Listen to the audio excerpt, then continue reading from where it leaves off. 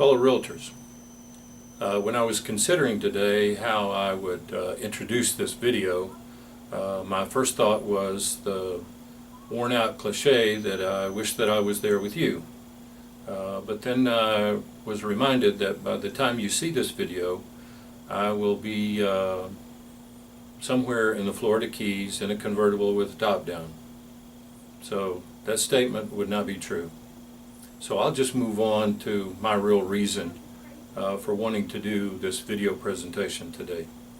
And that is that I did not want to miss an opportunity to commend you and to thank you for the outstanding job that you did by your leadership and your efforts in 2016 on behalf of ARPAC, and more particularly the Realtor Party. You set some very amazing records in Arkansas in 2016, and I wanted to share just a few of those with you today. First of all, 50% participation. Do I need to say that a different way? In 2016, more than half of all of our membership invested in ARPAC. That has been an elusive number for us in the past, and now it is reality and it is a record. Next, as of the end of this conference, your fundraising totals for ARPAC in 2016 will exceed $335,000. Again, a new record. Turnback funds. An item that has been available to local boards. They earn it, it's their money, but all too often it is seldom used, lightly used. This year, as of today, ARPAC has written checks totaling more than $75,000 to local boards for local candidate races. This is a number that represents more than double any previous election cycle. Again, a record. And finally, NAR calls for action. In 2016, NAR had 4 calls for action.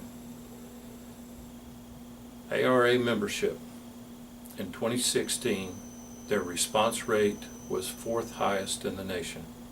Again, a record. So let me ask you, do you see a trend here? Because I certainly do. The culture is changing in Arkansas. The culture is changing with our membership. You see, realtors have come to understand that from Capitol Hill to the State House to City Hall, that if our voice is not being heard, those halls and chambers are not silent.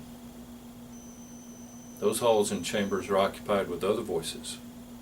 Voices that would push for increased taxation, increased regulation, and a slow eroding of our rights in this industry and the rights of private property ownership. So, you did an amazing job in 2016, but I want to encourage you to set your sights on 2017. Set new goals. Push harder. You see, the need to continue to fundraise, to vet candidates, to fund candidates, to establish better relationships with those in public office will never go away, because the need to protect our industry and the rights of private property ownership will never go away.